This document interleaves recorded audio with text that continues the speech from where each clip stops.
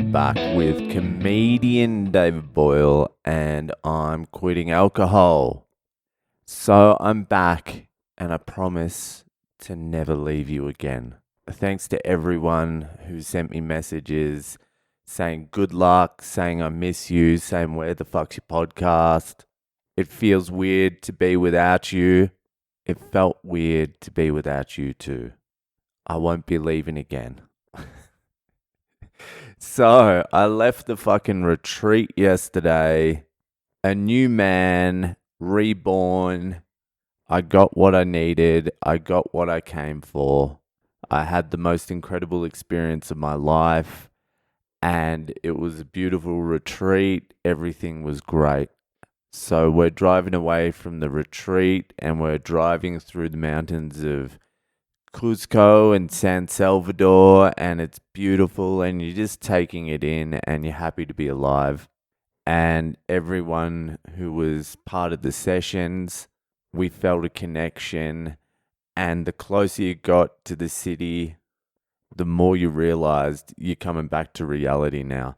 And I said this is when we were still in the fucking hills and we're still fucking just loving vibes. I was like, as soon as I turn my phone on, all this is going out the window. And everyone laughed.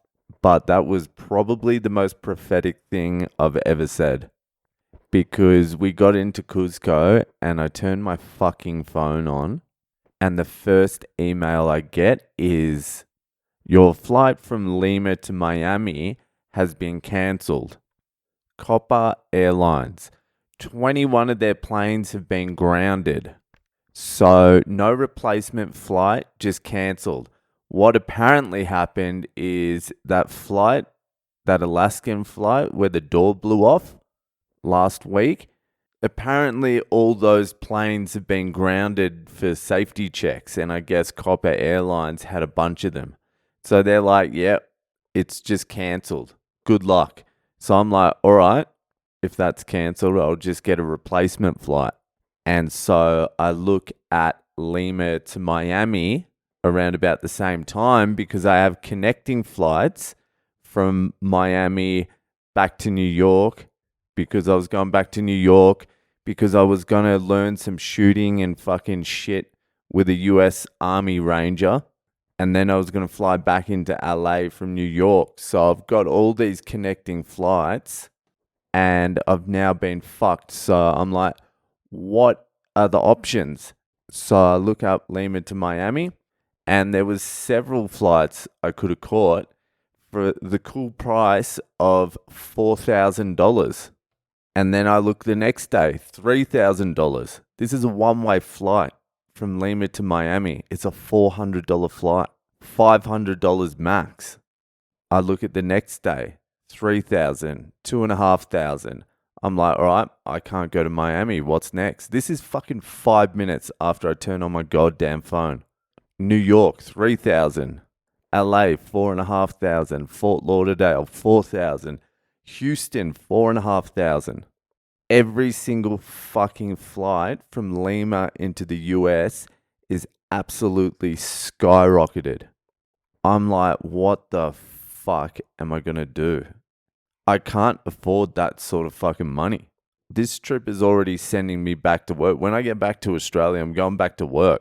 I don't even know what I'm going to do, but there's some fucking bills to pay. Unless like 200 of you cunts jump on the Patreon real soon, the Boyle is back in a crane. So I'm just like, what the fuck am I going to do? There's just no option. So I spend the next 4-5 hours just looking for different combinations. How the fuck am I going to get here? Can I afford this? What am I going to do? And then I had to catch my flight. I had to catch a flight from Cuzco back to Lima so I could catch the Miami flight. But that's cancelled. But I still had to catch this flight. So I didn't get to book anything before the flight. And then I caught the flight and I get off in Lima and everything's just like gone up another $1,000. And the few flights that were like a potential option, which were like $2,200 and $1,800, They fucking disappeared. They sold out. So I'm sitting at the airport. I just get off in Lima and try and sort this out, sitting at the airport for another 3.5 hours trying to work this out. Oh, before that, this is how quickly all the fucking teachings went out the window. I'm on my phone trying to look up flights and I'm boarding the plane and I'm standing in line and I approach the fucking ticket thing and they're like, show me your boarding pass. And I show it to them. They're like, you're only allowed one bag. I'm like, what are you talking about? They're like, your ticket says you're only allowed one bag. I'm like, well, I've got two, okay? And they're like, all right, try and put them in here. And they take me to the little steel cage thing where you put your bag in. And both of them obviously don't fit. So he's like, $40 for the extra bag. I'm like, I'm not paying $40 extra. I can fit that bag in this bag and crunch it in. So I put the small bag in my duffel bag and tried to crunch it in and it wouldn't go fully in. And he's like, nah, it doesn't fit. $40. I'm like, I'm not giving you $40. I'll throw this fucking bag away. And so I took all the shit out of my backpack, which is a great backpack. I loved it too. And I put it in my duffel bag. And then I crammed the duffel bag into the steel cage thing. And they're like, okay. And then I took my bag and fucking booted it at them. Love and peace and being a good human. I just kicked it. And then some dudes who looked like they were Peruvian type gangsters or something looked like they didn't really appreciate that and were staring at me the whole time. But at that stage, I didn't give a fuck. I just needed to find a flight. So I'm in Lima and I fucking can't find anything. And the only option was a $2,200 flight to New York on the 16th. LA everywhere was like 3,000, 4,000. Everywhere else was too expensive. New York was the cheapest and it was like, all right, just fucking book it. And I couldn't stomach it. I couldn't do it. I'm like, I'm not booking it. I just can't do it. I'm not letting these cunts fucking win. And there were like other flights that were popping up, like $1,300 Sky Airlines, and you'd go through the whole booking process and they would say it's accepted, and then 10 minutes later you would get a fucking email saying this flight wasn't confirmed, and did that a bunch of times, and flights were disappearing and all sorts of shit. Anyway, I was just like, I'm sick of this. I'm going to the hotel and I'll sort it out there or I won't. I don't give a fuck. I'm over it. And so I didn't even book anything after like 8 hours of fucking trying. And I went to my hotel and just lay down and I was just like, fuck, what the fuck am I going to do? And then I was looking up all sorts of different combinations and permutations.